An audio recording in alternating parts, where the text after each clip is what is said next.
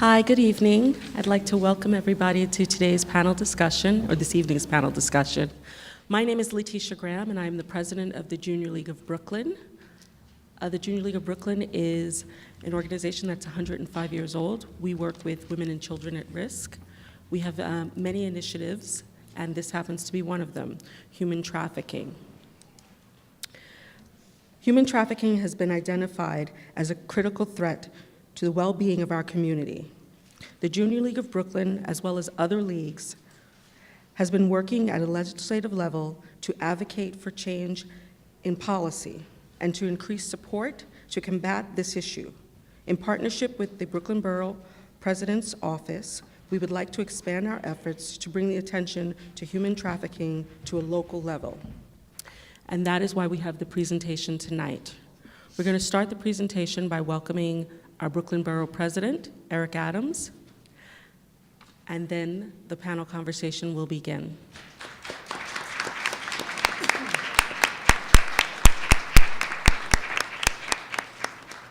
Thank you so much. And again, I say over and over again, Lori, when I come in this room, you don't clap for me, I clap for you. I appreciate you, and Borough Hall appreciate this discussion taking place here in Borough Hall. These are the meaningful conversations that I believe is imperative to have in government, and it's crucial that those who are on the ground really looking at an issue as impactful as human trafficking must be part of the conversation. And having my good friend, Councilwoman Cumbo, in charge of the Women Issue Committee, I assure you these issues are going to be on the forefront. This is a powerful conversation about human trafficking. People tend to look at the beauty of our buildings and how Brooklyn has evolved as a place of tourism. We look at our Brooklyn Bridge Park, our Barclay Centers, our beautiful brownstones, and all the other aspects of what Brooklyn has to offer.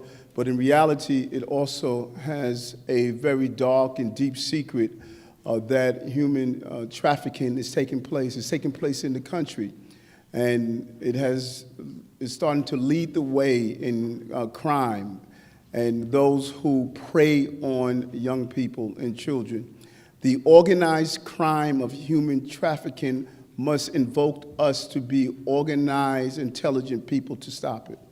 They are organized in moving bodies throughout the country. They are organized in the profit that comes with it.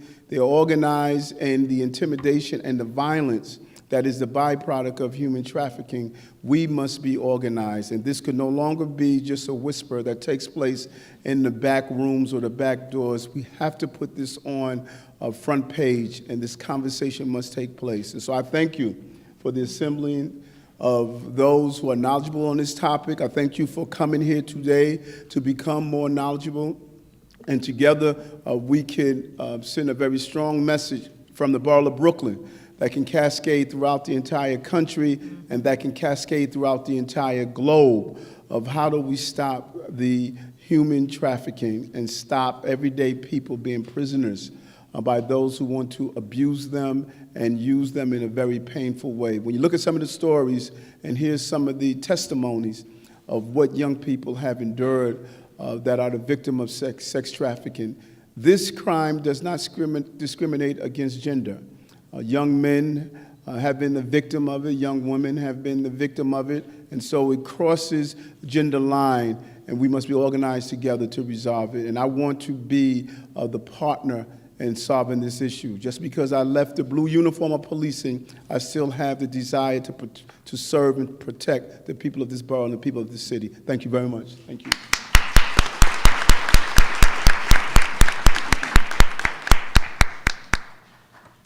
I welcome you again to join in this discussion and education session of human trafficking and how it is affecting us here in New York State as well as here in Brooklyn. I welcome our guests that will be explaining some of the things that are going on, sharing their information that they have gathered so that we can all walk away more knowledgeable than when we came. We have Lori here. She is serving as our councilwoman currently here, right here in Brooklyn.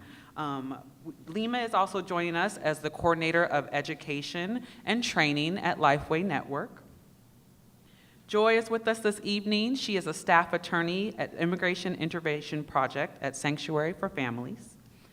Allie is with us, and she is the Training and Technical Assistant Manager at Girls Educational and Mentoring Services, also known as GYMS, here in New York City.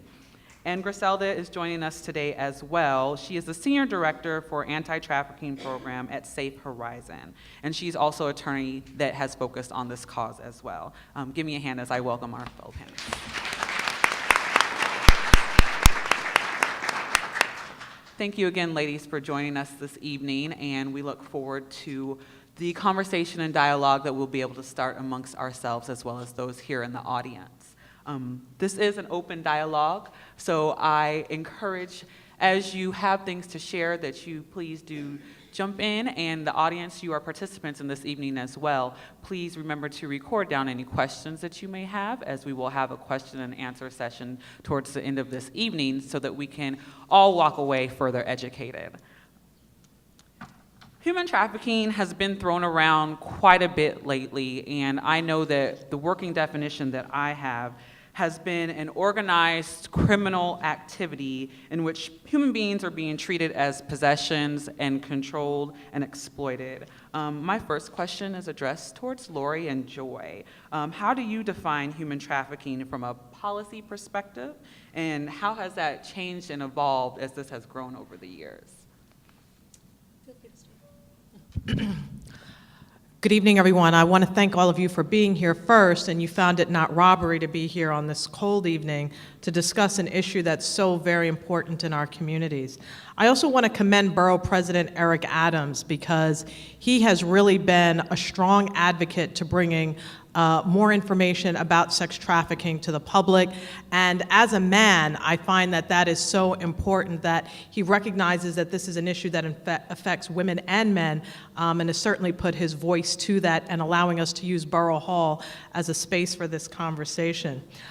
I would say that human trafficking is, for the first time in a very significant way, starting to become an issue that people are grappling with in a very serious way.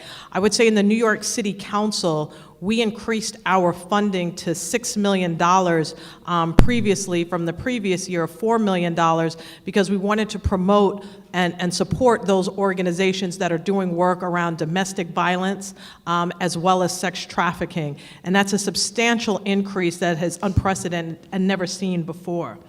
Human trafficking is one of the fastest growing criminal industries in the world.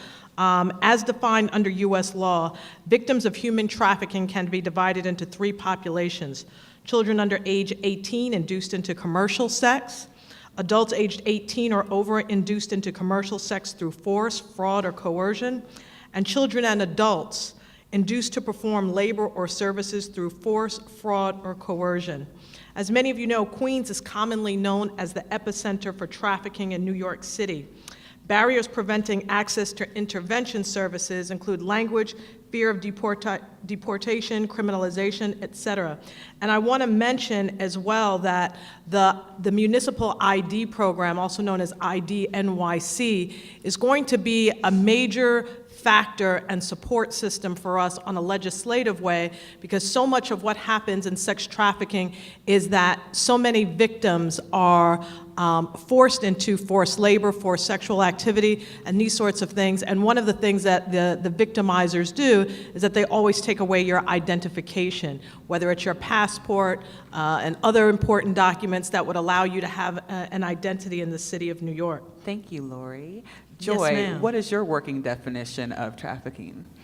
So, as an attorney who attempts to obtain immigration benefits for non-citizens who have been trafficked, I very frequently rely on the federal definition that Lori laid out so clearly, where victims have been either under 18 or have been subject to force, fraud, or coercion in getting them to perform commercial sex or forced labor. So that's something that I use as a definition in my work. Another thing, though, at Sanctuary for Families that we always keep in mind, in addition to force, fraud, and coercion, there are other ways in which traffickers traffic their victims. And one of the most important is the abuse of a person's vulnerability or the abuse of a position of power. And that actually comes from a definition in international law, the International Convention on Trafficking in Persons. But I think it's very important to keep in mind because it's something that I've seen in every single trafficking case that has come through our agency. In addition to straight up violence, force, fraud, coercion, there is always this exploitation of someone's existing vulnerabilities and the exploitation of the trafficker's position of power over that person. And so when thinking about trafficking and when thinking about how people are trafficked and how traffickers are able to do this, thinking about those vulnerabilities, such as whether someone was a victim of childhood sexual abuse, such as whether they speak no English and don't understand the system here, those sorts of vulnerabilities are very important to keep in mind. Thank you.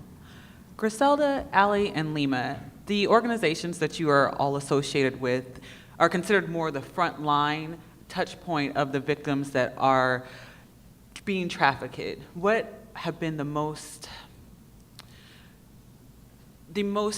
victims stemmed from? How have they arrived at your organizations? So I can go ahead and start a little bit on that. So Lifeway Network, we have our education program and our housing program. So through our housing program, we house women survivors of trafficking. And how we get those survivors, we actually get them after they've been identified by other organizations, and they go through their case managers there, and then they come to us for shelter. So we have a host community at our house, which consists of 3 sisters, and they live at our house and are there for the women. Okay.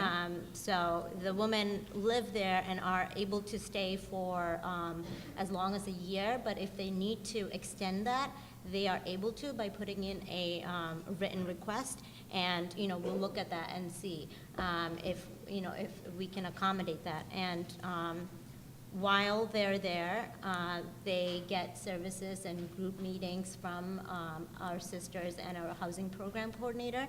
And while they're there, they go out and live their life. They go out for school courses, college or education, whatever they're doing. They go through Sanctuary for Families has a lot of job opportunity workshops that they attend. So they're out living their life, and they come and they stay at our house, and they have curfews and stuff. But that's our program as that's how we get them. Okay. So I just wanted to start off, I know we're having a larger conversation around human trafficking as a whole, but at GEMS we specifically serve girls ages 12 to 24 who've experienced commercial sexual exploitation and domestic trafficking. So in terms of when I'm speaking about the services that we provide and the members that we serve, I'm speaking specifically about sex trafficking. I'm speaking specifically about commercial sexual exploitation, and in no way to devalue the greater conversation around trafficking as an entirety, but that is just the specific services that we do provide. To expand a little bit in terms of how members end up at GEMS, I kind of want to go back a little bit before they're even identified as victims. And the members that we serve at GEMS, the majority of members, over 90% of the girls and young women that we serve are girls and young women of color. They come from the most impoverished neighborhoods in New York City and the surrounding areas. This is a conversation that we have to have. We know that poverty, that race, that class are inextricably linked, and that we can't have a conversation around trafficking, just as others were mentioning before, if we're not having greater conversations around racism and classism and sexism and gender-based violence. These are the communities that our young women are growing up within, that our boys are growing up within, that our transgender youth are growing up within, and this is what is putting them at such high risk for being exploited in the commercial sex industry. So in terms of how members end up at GEMS, going far back, right, addressing those larger social issues that actually put our young people at risk, addressing sexual abuse, and having conversations around abuse and how 70 to 90% of the girls that we work with at GEMS and most young people that are served for having been exploited in the commercial sex industry have a prior history of sexual abuse before even entering into the commercial sex industry. So by the time recruiters or traffickers or whatever term we're using even get to our young people to recruit them, they've already learned everything that they need to know in order to survive in the commercial sex industry. So that's a larger conversation that we're having. As GEMS advocates, we have advocates in criminal courts and family courts. We are involved in doing outreach in detention facilities, juvenile detention facilities, adult detention facilities. We are still having minors arrested and charged with crimes of prostitution, crimes that, this was happening 17 years ago, and it still can happen today. There are factors that lead to that, and we have to be aware of what's happening. So we are regularly advocating in various agencies, and we get referrals from professionals, we get referrals, self-referrals from members who we do outreach with. So we're really involved in different agencies throughout the communities to bring awareness to the young people that we work with so that they can refer themselves and have staff refer them at their agencies. Thank you for that. Griselda? Thank you, and good evening to everyone. Thanks again for having me. So Safe Horizons anti-trafficking program really has sort of a very unique perspective. For us, we really see all human trafficking. So we're talking about sex trafficking and labor trafficking, men, women, children.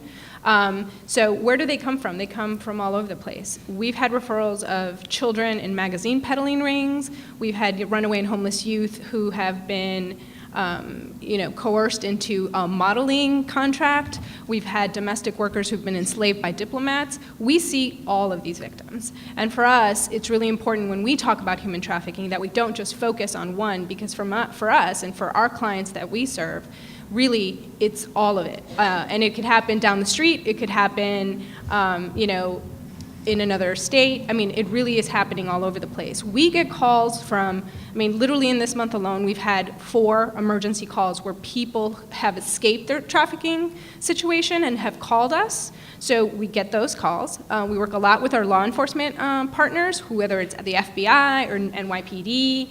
And so we get a lot of calls from them when they come across a potential victim of trafficking. And then we also get other service providers. All of these ladies up here, we work very closely with all of them.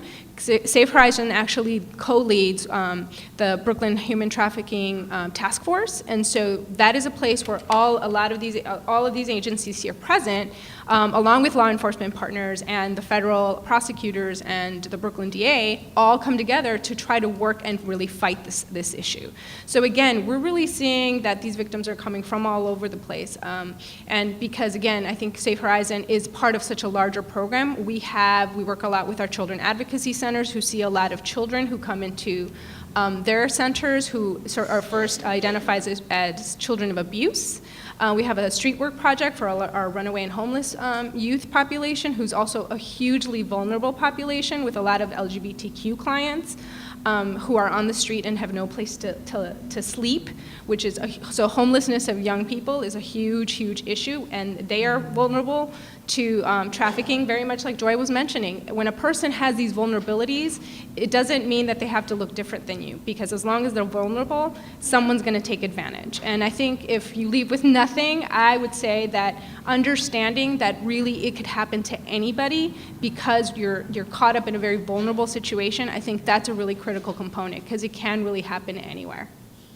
Thank you very much. I want to reiterate that you have stated, all of you, the victims really can be from anywhere. I think the traditional view of someone who's been human trafficked or sex trafficked is a young woman who is from a foreign country. But as everyone has stated here, we know that it can really stem from anywhere, and it can pass right under your nose without us being aware. On the flip side of that, not just addressing who the victims can be, but who are the ones ones doing the trafficking. I know that in my mind and many others, you think of someone who has gone to a country and they've negotiated some underworld back of the house deal with another powerful person. However, that's not always the case. Who is that we should be looking out for that is exploiting these victims? I can start for that one. So certainly the sort of stereotypical someone recruited in a foreign country and beaten and their passport taken away, and evil guys on this end and evil guys on that end collaborating, it does happen. It totally does happen. But there are so many more scenarios, and more we're seeing scenarios that are much, much more subtle than that. I work primarily with foreign-born clients because I'm an immigration attorney, but many of our immigrant clients were not actually even trafficked until they came to the United States. They came to the United States on a J-1 summer work and travel visa for young people, or they came on a visitor's visa to visit relatives and then met somebody, or they came, over the border hoping to work and then ended up in a situation here. So they were not necessarily even trafficked from their home countries. Some of the scenarios that we see most frequently are strip club prostitution and strip club trafficking, where the recruitment may be done through acquaintances, it may be done through advertisements in the newspaper. The people doing the trafficking often are running those strip clubs. They're running them as supposedly legitimate businesses, because it is, in fact, legal to have a strip club. It's not legal to provide commercial sex there, but that happens once the women are already in, and often those are very fraudulent advertisements that say things like dancing only, and then it turns out that it's not dancing only, and sometimes there is force and fraud and coercion that get people into the commercial sex there. Another very frequent scenario that we see now are massage parlors. And again, there are plenty of perfectly nice salons that offer massages, so it's great because you can look like you're a legitimate business up front, but then it turns out that there is commercial sex happening, and we see that very frequently with Chinese-born clients. Sometimes they are recruited in China and brought here specifically. They pay someone to bring them to the United States. They know to be working. They don't necessarily know that they're going to be working in commercial sex. Other times they come here hoping to find work, and then again, advertisements in, newspapers in their own language, word of mouth, recruitment by friends or acquaintances or somebody from the same region that you're from, the same village that you're from, so you trust them because you don't know anyone else, and they know your family, which then of course becomes a lever of control later on. Very often we see with both domestic-born as well as foreign-born victims, the pimps or traffickers or recruiters will actually be someone posing as a boyfriend or even a husband, someone who starts it out seeming like a romantic relationship, and then only later, well, we really need money. You need to earn money for me. You would do this for me if you loved me. And it turns out that he's used that line on, many women, sometimes even, going through fictitious marriages with several women, but it's very effective. So those are some of the scenarios that we see. I would also point out, and then I will totally let my co-panelists talk. No, you're when fine. we talk about who's doing this, who's making it happen, the buyers are making it happen. It's not just the people doing the trafficking. It's not just the pimps and traffickers. What makes sex trafficking happen, and I talk about sex trafficking, not to belittle labor trafficking, but it's just what my agency works on. If people weren't buying commercial sex, traffickers wouldn't be selling other human beings. And so look at who's buying if you want to know who makes this happen. That's definitely a point we will come back to. Please, go ahead. So just to piggyback, I think we're all here because we want to know more about how we can help. But just like a buyer that she's talking about for sex trafficking, I'm going to talk to you about the labor side, because 60% of our cases are labor trafficking victims, and so this is, I feel, one of the issue that really doesn't get a lot of play, right? Because the way I see it, everybody can get on board with, oh, of course nobody would advocate for buying a little girl or a woman for sex, or a man for that matter, right? Like, everyone can say that's pretty awful. But the clients I see are, domestic workers, nannies, restaurant workers, construction workers, people who were promised, Joy already talked about, getting recruited in their home country with promises of a decent job. We have a survivor who who has a master's in finance and was told that she could make some decent money working in a hotel. And she was like, sure, that sounds good. She gets here, and at JFK, and she was headed to Chicago, and when she got to JFK, she ended up working in a brothel for a couple years, and she had to escape through the bathroom window of that brothel to, because she had no idea that this was gonna happen to her. So, this is the kind of stuff that's happening. It's happening because the buyers are among you. We have wealthy families who enslave, au pairs and their domestic workers. We have these temp agencies. We've had a couple big cases where these temp agencies that a lot, with the high unemployment, these temp agencies set up shop and promise of, really great work. And at the end of the day, they start trafficking people. Because they don't pay them their wages, they, as Joy very well said, confiscate their documents, or threaten their family, or threaten them with deporting them. So it's among us. It's I always ask people when I do these presentations, I'm like, when was the last time you thought about how the apples on your table showed up? When was the last time when you went to pick up your lo mein at the local Chinese restaurant, did you think of who was making that? The t-shirt you're wearing, do you know where that cotton came from? Do you know what children picked that supply chain to make the shirt you're wearing? We're all part of this. So yes, buyers, but we're among those buyers. I want to just touch back base with what Lori said here.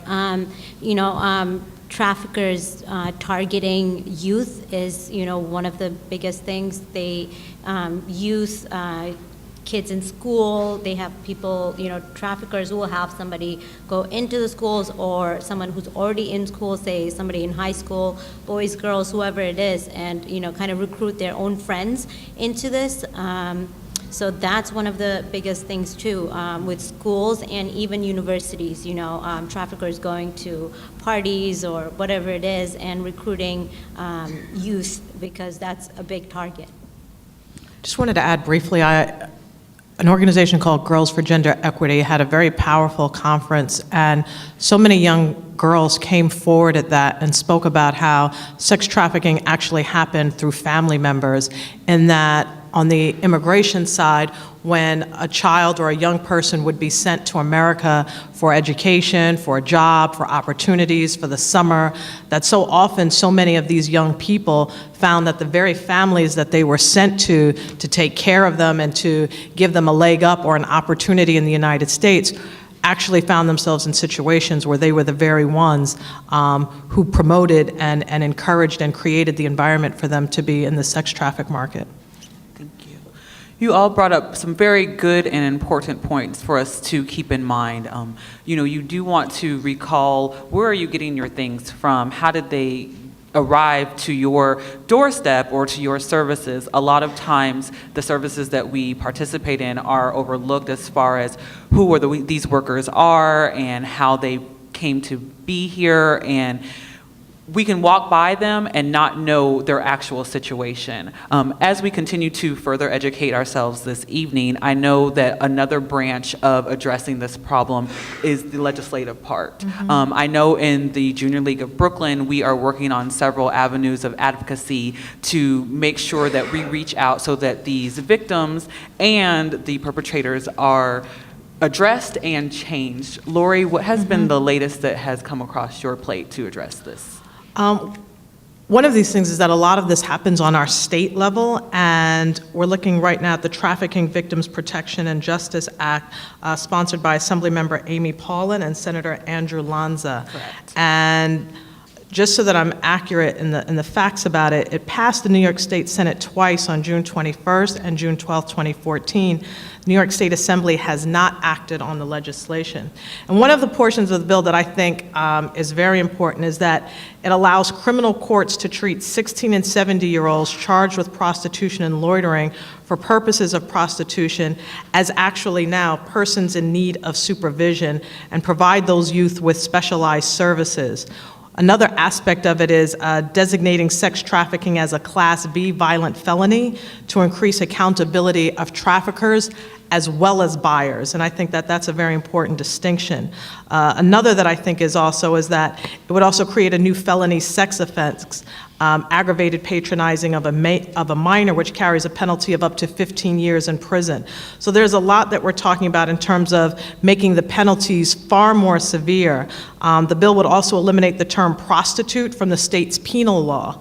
Nowhere else in the penal law are individuals identified by the crime they allegedly committed. And as well as that, one of the things that I think is very important is that support legislators and call for the introduction of new legislation to increase support for victims, penalize traffickers, and continue the reenactment of legislation such as the Violence Against Women Act. And just wanted to add one other as well. We want to make sure that the bill would also talk about how do we change the dynamics of those young people that are involved in this so that people that are creating or creating the sex trade industry, that they are charged when dealing with minors for statutory rape. And that's really very important because when we have minors involved in this, this is really statutory rape and it has to be elevated to that level and prosecuted on that same level. That's very true. I know within our league, as we're taking the steps to make this bill pass, we have taken a grassroots effect. We are doing letter writing campaigns. We are addressing legislatives on social media as well as telephone calls and such. Do you have any other encouraging words as the best way to address our leaders? You know, we're actually going to be, I would say that an important part of it is to testify in the city council when hearings pertaining to this issue come up, because so often it's not the right people at the table that so often need to speak about it. And while we as advocates and elected officials and different organizations, I think there's absolutely nothing more powerful than to hear the voices of those that have been impacted. And so it's very important for them to tell their story and to give a real voice to these facts and figures and statistics that we're talking about. It's important for those who have managed to overcome this situation, to come out of the shadows, to take away the stigmas associated with it, and to tell their story and to tell those exact experiences so that parents, families, and so many others will know. So when those trips to Albany come up, when those trips before the city council come up, the letter writing campaigns, they're very important, but I tell you, in the city council and on the state level, there's nothing more important than seeing masses of people and bodies. So when these important hearings are coming up, particularly around legislation, and when those votes are going to be happening, elected officials respond to people, which thereby translate into votes, and it steers in many ways what they are going to prioritize and what they are going to put on their agenda. Lisa, if I could add, so at the anti-trafficking program with Safe Horizon, we do a variety of things. We provide legal assistance, we do case management, we do training and technical assistance, but we also do a lot of advocacy at the federal level, as well as state and local. And two of the really current bills that are at the federal level that I think would be great if you all would support it. The first one is the Runaway and Homeless Youth Reauthorization Act. It just got introduced by Senator Leahy, and it's a bipartisan piece of legislation that would add a number of trafficking provisions to this act, which protects the runaway and homeless youth community, which is, as I mentioned earlier, a really vulnerable community. It adds a bunch of protections so that they're not getting arrested like we were talking about earlier, so that these kids aren't getting arrested to get services. There are also like more money for shelters. Again, housing is such a critical issue to all victims, and so that this Authorization Act really will add more money to a very huge need. So that's going to be introduced in a few weeks, in the next couple weeks. The other one that is coming up, we've been working with Representative Maloney from New York State. She will be introducing a piece of legislation that has to do with supply chain. So that tackles the issue of labor trafficking and really challenging large corporations to really look at their practices and look at their entire supply chain all the way down and establishing procedures and doing certain kinds of audits and things like that to, again, really look at the problem from the bottom up.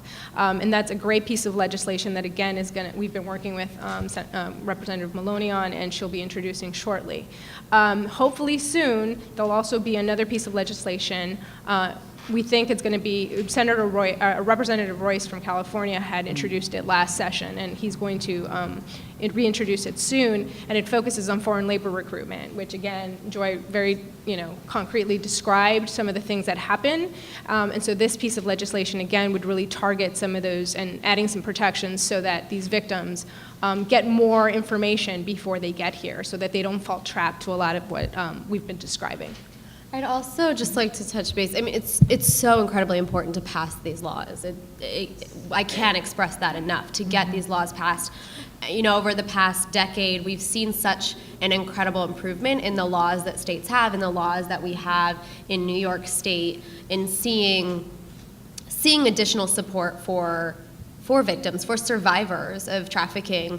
The issue is now that all states have passed such incredible laws and there's no action. We haven't really seen the money behind actually being able to put these services in place, supporting homeless shelters, supporting, if anything, we are seeing more money being taken away from runaway and homeless youth programs, which is what we need so desperately. We need the money behind these services, behind funding beds, behind opening shelters, providing case management and services. If the money's not there, it makes it incredibly hard to actually make these laws be worth something.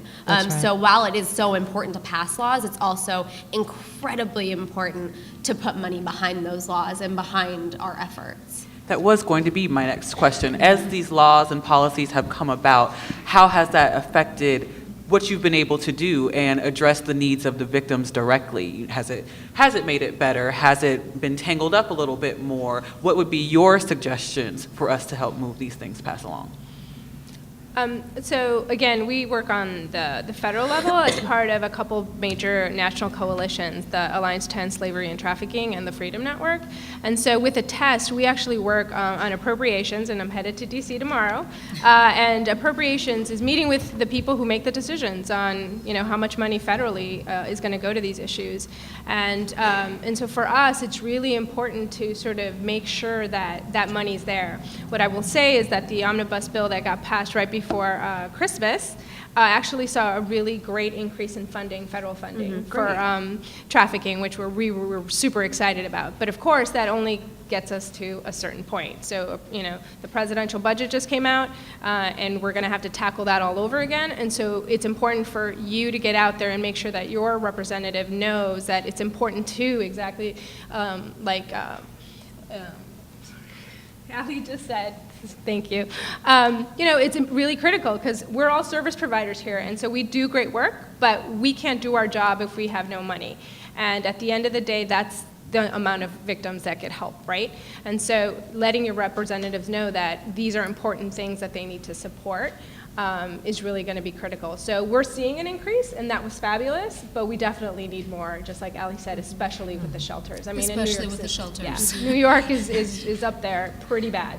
So I'll definitely add to that and say there's definitely a lack of funding for safe housing and shelter for survivors. I recently heard a survivor speak, and she was saying that, when she finally escaped and then when she was helping law enforcement, even then, there was no place to put her.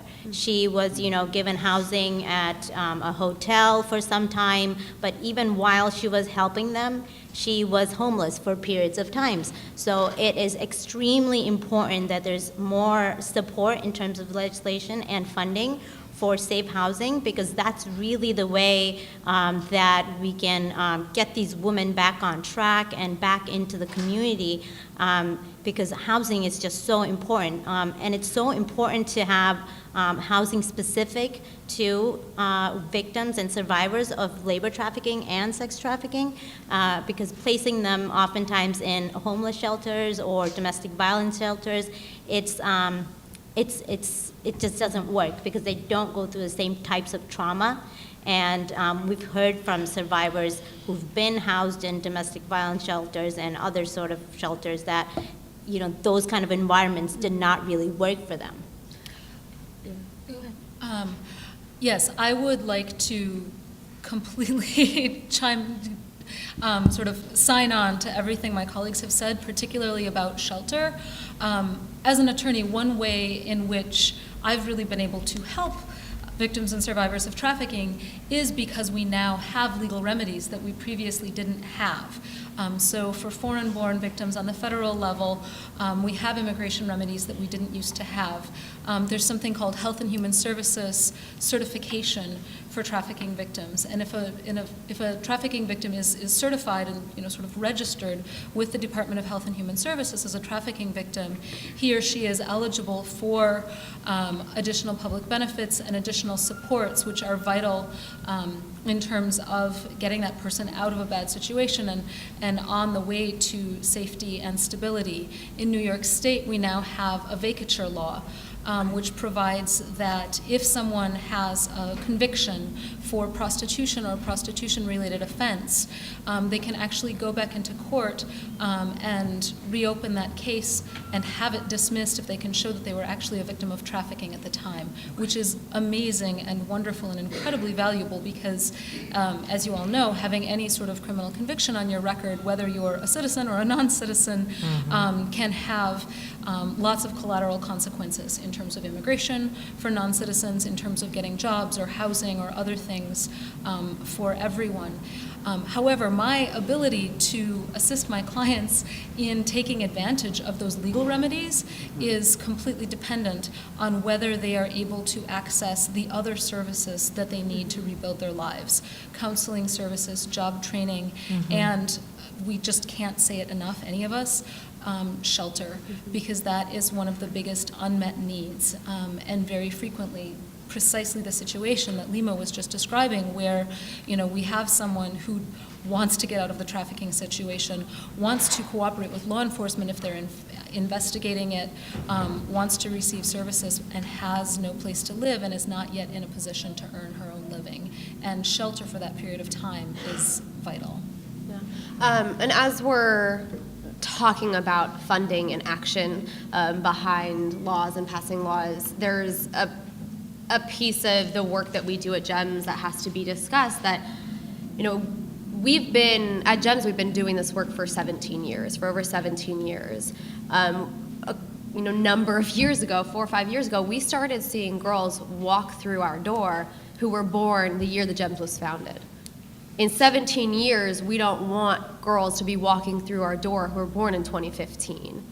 Right? If we're going to end commercial sexual exploitation, domestic trafficking, we have to address the prevention piece as well. There has to be funding put towards prevention because, right, this term is, as we were discussing, human trafficking has become such a big term, a popular term to use and to throw around, that we're anti-trafficking, and it's amazing. Nobody should be pro-trafficking.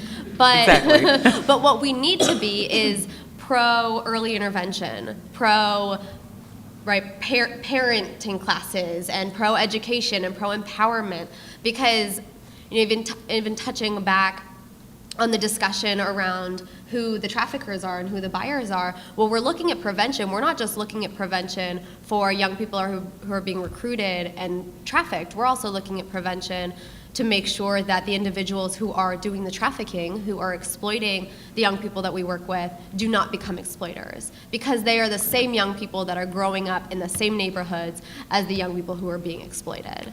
Right? Growing up with the same circumstances in the same communities, we need to make sure that it's a holistic approach to prevention and that we are supporting our local mentoring programs and our local Big Brother, Big Sisters and right? All of the programs that focus on prevention and mentorship are so important, and we don't do that programming specifically at GEMS, but we are huge advocates for it because we know that there is no way to stop young women from walking through our doors and needing services in the next 17 years if we don't start at the beginning where it's happening in their communities. That's actually a very excellent point that can remind us how we can all be involved.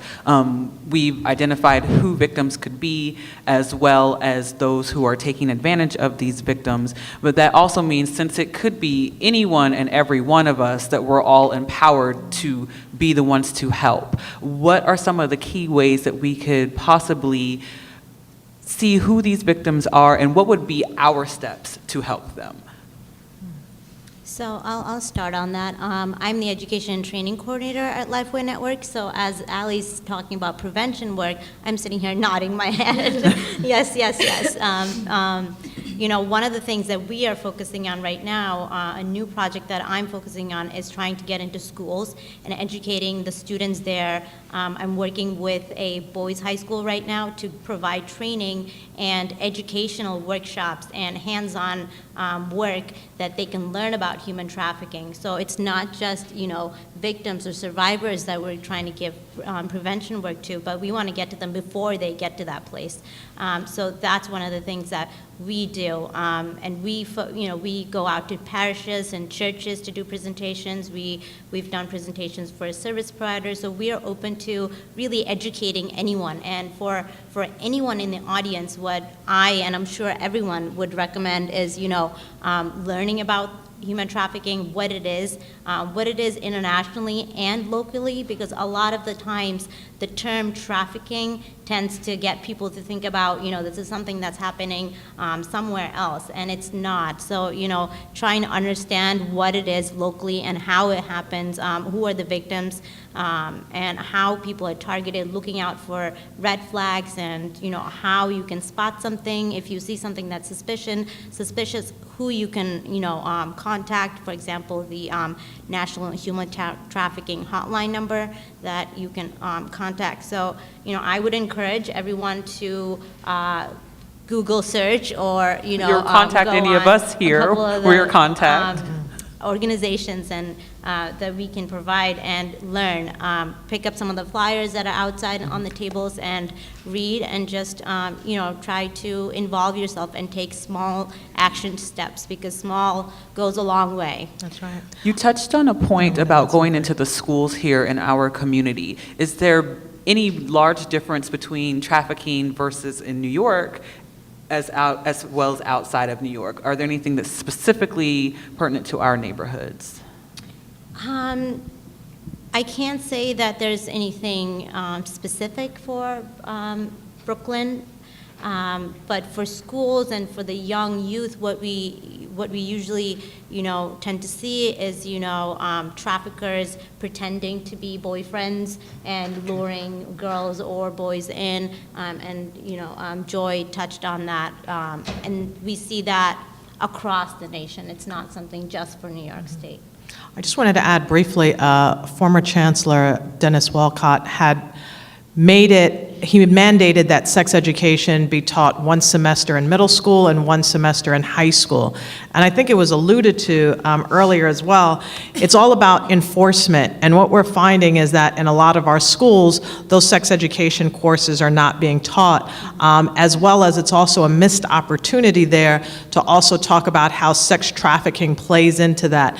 Because in those middle school and high school ages, that's when relationships start to come into play. That's when people start to have, particularly in high school, girls may start to go out with older men and those sorts of dynamics. And it's very important to talk to them and to prepare them for what's out there and what are some of the traps or some of the tricks or so, however people are trafficking young women.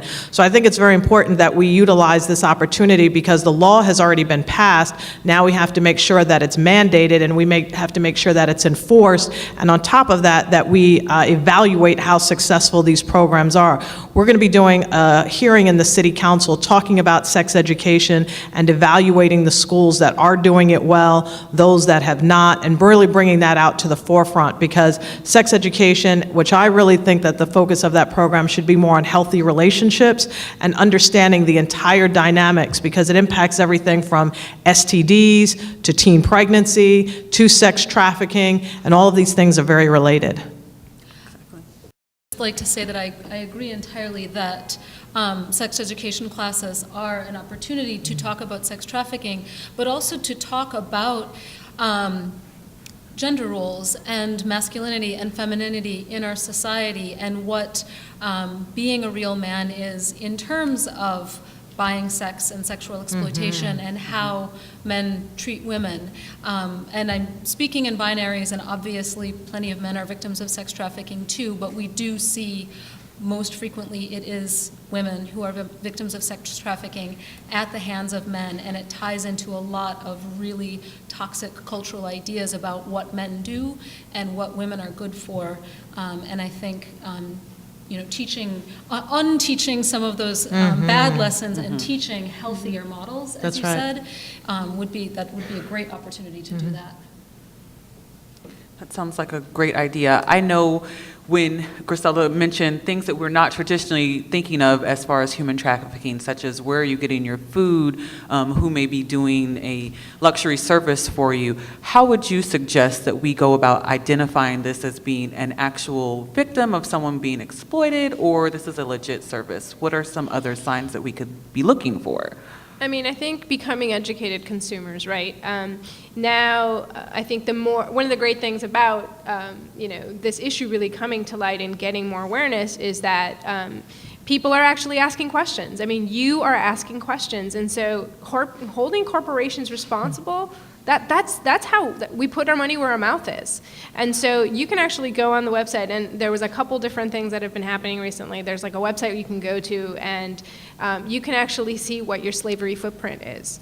So like how you are connected to, how much money you've been inputting or, putting towards slavery, because it literally sort of calculates your food, your travel, your dry cleaning, everything. And so it gives you an amount of how you could be potentially connected to slavery, to enslaved human beings. There's lots of this kind of stuff starting to happen.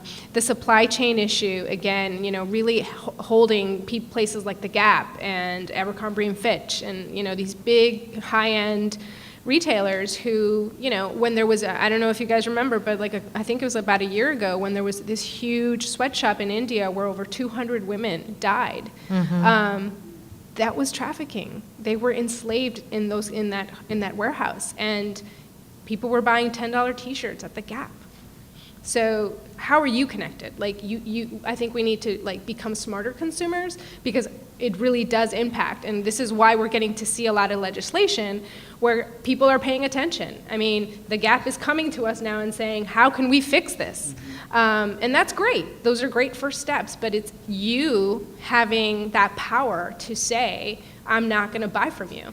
I think it's also really important for the victim side to really, talk about some of the things that Ali said, whether it's becoming a big sister or a big brother to, the children in our community, to make sure that they're not becoming victims. I mean, I've been working with our Brooklyn Child Advocacy Center, and I mostly work with adults. And I was floored to hear that children were recruiting, 10-year-olds were recruiting other 10-year-olds. Both for sex and labor trafficking. I mean, that floored me, 10-year-olds. So it's happening, and so we really need to start acting as a community to get to some of these issues at the core: education, poverty. Those are the things that need to really have a hard look to really try to start making a difference. Understandable. I know that here in New York City, in our borough of Brooklyn, we host a lot of different special events, whether they are sporting events, whether they are local events involving our own community, but we have traffic constantly flowing through our very own neighborhoods. Since we are here to educate and inform, I just wanted to reiterate what are the clear ways as we're going about our own business and see people in the streets, what would you suggest that we do if we see or suspect that someone needs this help? Do we need to just call up your organization? Do we need to find whoever is closest in our neighborhood? What has been the most effective way for you to receive the information so that you can offer and assist? I'd like to touch on that just briefly. I think we all want an easy answer. We all want to know what can we do if we see something. With these situations, it's a really challenging answer to say because there is no one answer. Oftentimes, even I see things on the subway. I train on commercial sexual exploitation. I know what I see. But I also know when it's not necessarily appropriate for me to say something and it's not going to be received.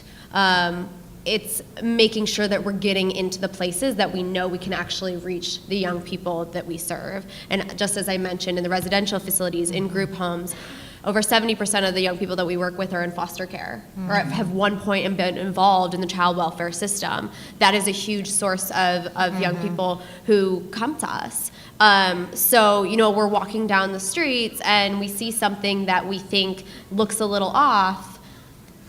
Use your best judgment. I think it's a really difficult call because it could put that individual in even more danger if you do stop and say something. We used to do street outreach at GEMS. We really focus now in facility outreach because we've seen that to be so much more effective.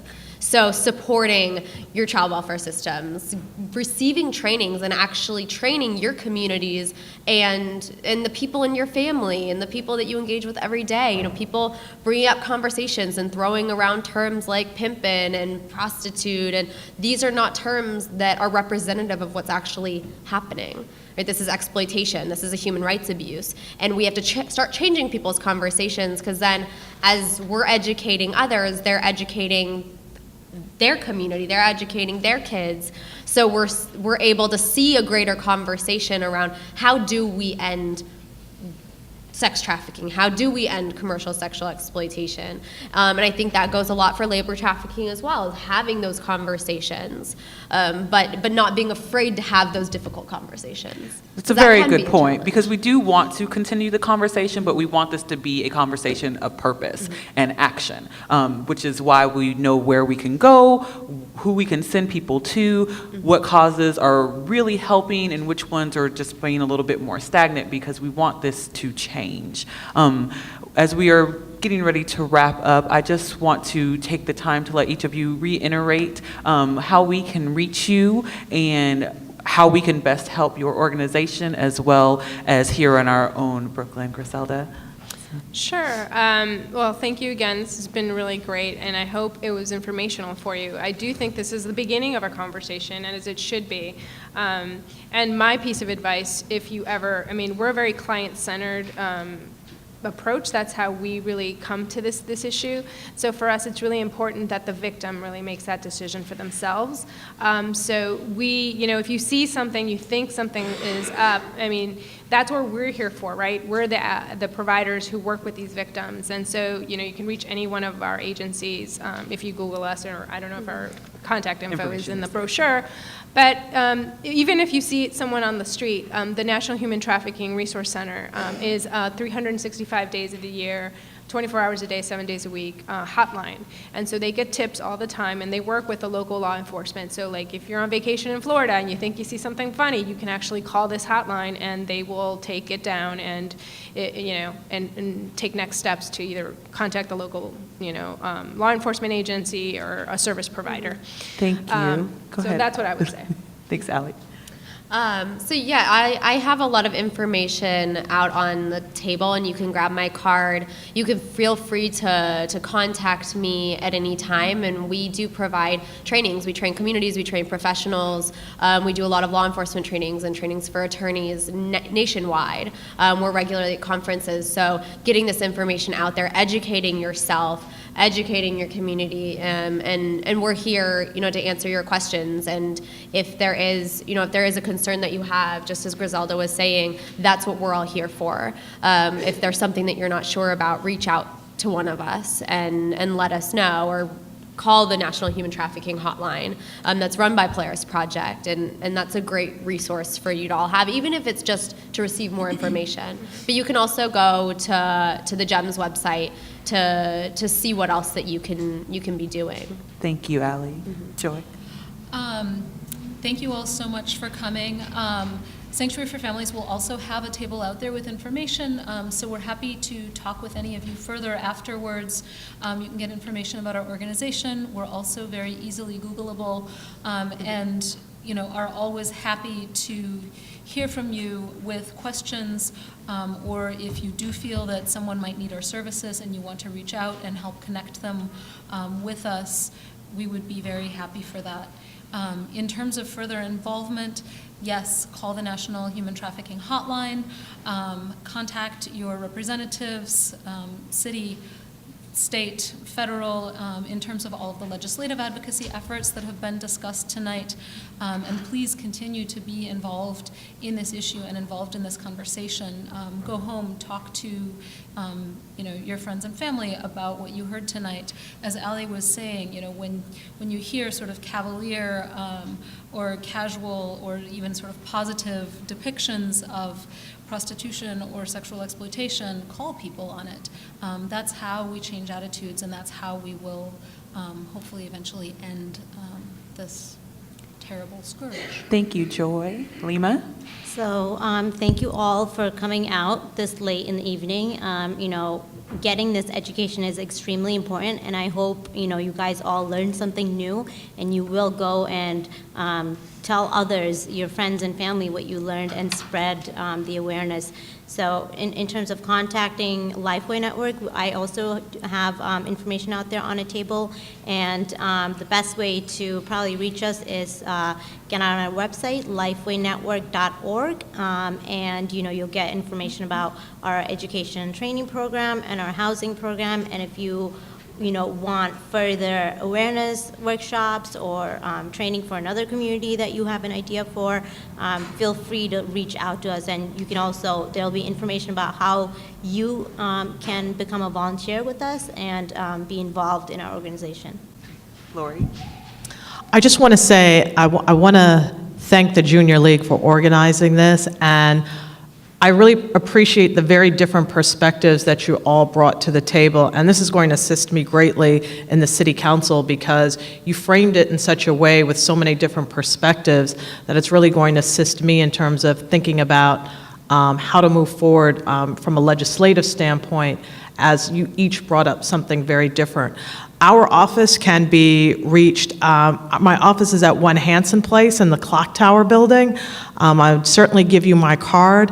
My telephone number is 718-260-9191. And I certainly hope we also have an office in Manhattan. And I would be remiss if I didn't recognize, I always say, once a council member, always a council member, and we're joined by Council Member Lou Fidler, who also served as the chair of Youth Services. And while I did not serve with him, I understood he was quite a champion in commanding a lion's share of the budget to make sure that Youth Services were performing at top performance. And so we're very happy that you've joined us and that you participated today. Thank you, Lori. And again, I am serving currently as the Public Affairs Committee Chair for the Junior League of Brooklyn. So all of the information that we have shared here this evening, we definitely can keep you in the loop with all of these ladies. in association with everything that we've shared with you today, we are continuing to be advocates for this cause as well as other important issues in our community today, and we don't want to leave you out of that conversation. We are here and a part of your community. Do we have time for questions still?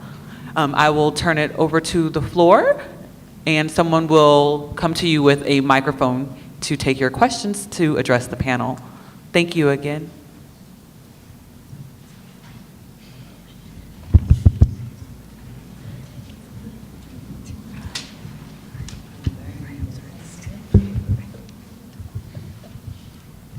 Good evening, everybody. Good evening. Hello, Mrs. Hunter. I am greatly appreciative of this meeting. I learned a lot from it. Can anybody hear me, everybody? Yes, ma'am. And I appreciate everything that was said. In response to the problem, I hope that the information that I'm going to give to help resolve it will be seriously acknowledged and acted upon. I believe in getting to the root of the problem. And the root of the problem is finance and education from the elementary school on up. If we don't address that, we will not succeed. Basically, putting a Band-Aid in the middle of an operation is not going to solve the problem.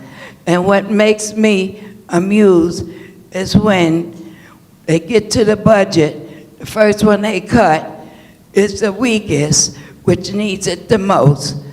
And No Child Left Behind, or whatever they want to call it, is not a good thing. You must have financial support for the less vulnerable. When they get education from the elementary level, they'll be strong to make the decisions which will come up as they grow older. Of course, in the middle, like you said, you have those that would come in and persuade even the weakest after they're educated. But at least we have a strong start. And what amazes me, when they say, well, we're going to, how do they call it, investigate or study. They already know what the situation is when you don't have no money, when you don't have no education, when you're in poverty, when you're in homeless. Why do they want to take that money and call themselves evaluating it? They already know that. I think I can speak for everyone on the panel that we agree with you. The utmost important is education. I believe I'm reiterating, and I don't want to take up too much time. No, thank you very much. Yeah, but I mean, if you want to get to the root of it, do that. And it's not just human trafficking sexually, it's human trafficking for the jails. They're doing that from elementary, not giving them the good education that they're giving others. And they're railroading the men to the jails, railroading the girls to prostitution. Of course, not all. Thank you for bringing that point up to us, because we want to remember that. the victims can Thank become you. And from lots of places. Everyone. Thank you, Mrs. Hunter. You are wise, and we are happy to have your input tonight. Thank you. Our next question from the floor. Yes, thanks, and I thank you, Councilwoman, for Thank you. mentioning. I now have the privilege of working for this fine gentleman, Borough President Adams, but I did spend 12 years chairing the Youth Services Committee, and some of the issues that you've all brought up here today are very near and dear to me. So I will just really, I could talk for 5 hours, so I'll just talk for 2 minutes. Councilwoman Cumber, you mentioned Amy Paulin's bill in the Assembly that would make it such that 16 and 17-year-olds could not be prosecuted for acts of prostitution. Correct. I was under the impression that the State Safe Harbor Act, which is, of course, woefully unfunded, already did that. And so I'm kind of curious as to why we'd need to do that again if the law is supposed to treat young people that way.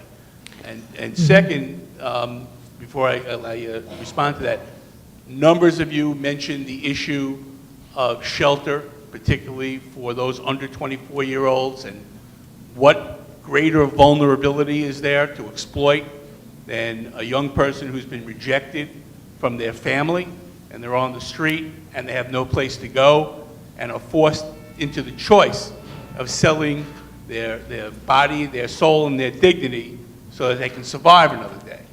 So I know the city of New York has increased its funding for shelter, and it's not just shelter, it's the health and mental health services that are essential for someone who's been put in that situation to have, that also need to be funded. The city of New York has increased it by about 400% over the years, and you no longer play the game of taking it away so you can give it back. But the state has not met its obligation.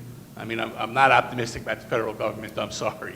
But the state has decreased its funding for shelter for young people over the years. There is a rally on Thursday at 1 o'clock on the steps of City Hall calling upon the state to reinvigorate its investment in runaway and homeless youth. And I just wanted to make sure that everyone here knows about it, and you all can find the time to come and lend your voice. That's right. Thank you for that. Lori, did you want?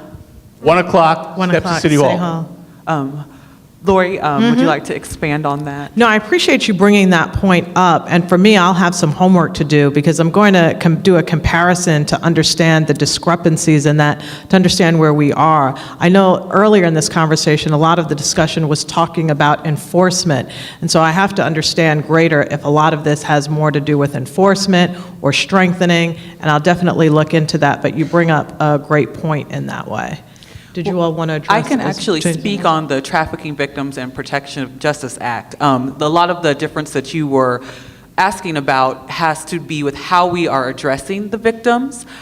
We are considering the women and men of those ages because formerly they were only addressed as prostitutes. And if they were only addressed as prostitutes, they could not receive any assistance. That is what part of this bill is looking to change. Right. If we change that term, then we can allow a lot more assistance as opposed to leaving them in one specific category.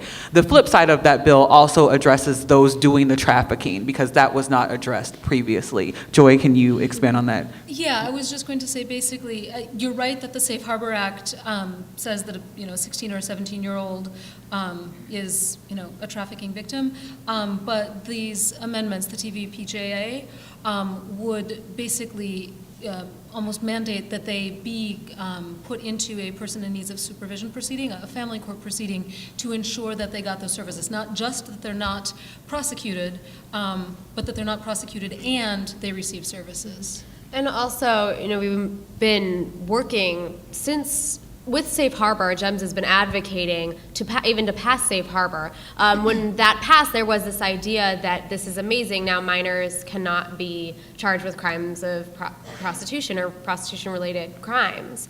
Unfortunately, it didn't change what was actually happening, because in New York State, a 16 and 17-year-old can still be charged with crimes of prostitution as an adult and still be sent to Rikers, right, a hardcore correctional facility. And we've been seeing this over and over and over again. And finally, even with the passage of the Safe Harbor law, there was still the criminal statute still that existed. So there was that criminal charge was still able to be put on a 16 or 17-year-old. So what this law would do would be to make it so that any of these cases, a 16 or 17-year-old, as well as anyone under the age of 16, would be required to be turned into a person in need of services case. So it would be transferred to the family courts rather than remaining in the criminal courts and treated as a criminal issue. Exactly. We want to make sure that help is being given to all of those and not being penalized as a criminal in this instance. So we're going to take one last question from the floor. Hi, good evening. I'm Reverend Dr. Cheryl Anthony, and I am pastor of Jude International Christian Center, but also part of the New York City Clergy Roundtable with Reverend Q English. And we have a campaign going, Not on My Watch. My question, and I appreciate all of the organizations that are here, my question is there a portion or a part of your services that provide for spiritual care for individuals that are impacted? I've been working with some female faith leaders, and we are just trying to see how we can partner and address it from a spiritual perspective. Not proselytizing, but from that perspective. I totally understand, and I will actually jump into that question first. On a personal level, I'm a woman of faith as well. So I have been in touch with several organizations, and you'd be surprised right here in Brooklyn how many of those do have special, specific services, agencies that are working within those faith organizations to assist victims. So they are out there and they do exist. And that's definitely something, being a part of the Junior League of Brooklyn, that most of our members are aware of as well. So we are a resource to continue spreading that advocacy part of it as well. So. Just wanted to add too, Reverend Cheryl Anthony is certainly a champion and an advocate and a soldier on the front lines in this work, and should also be seen as a resource of the same level as those that are on the panel today. And from a spiritual perspective, I can think of no one greater to add to this conversation. Your work certainly precedes you. Well, we are coming to the end of our evening, and I just want to thank you all again for joining in and receiving this information that we had to share, and most importantly, participating in this conversation with us. And I hope that we have left you with a lot of discussions to begin with others and to become advocates yourself. So thank you very much. I'll turn this over to Becca. Also, in your program, you have the email addresses or the web addresses for all of our participating organizations. At the back, you do have the national hotline if you do see something and want to report it.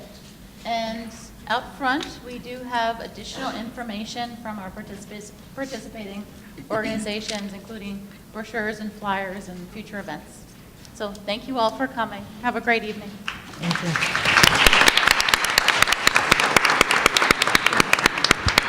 You were awesome. Thank you. Great moderator, you kept it going. Yes, I do. I know that Lifeline Network will be applying for discretionary funds for the conference. Fantastic. So if we can be in touch with you in some way, Sister Joan Dauber, our executive director, would love to meet with you if you had. Okay. Oh, no, this is wonderful. I'm not gone. Okay.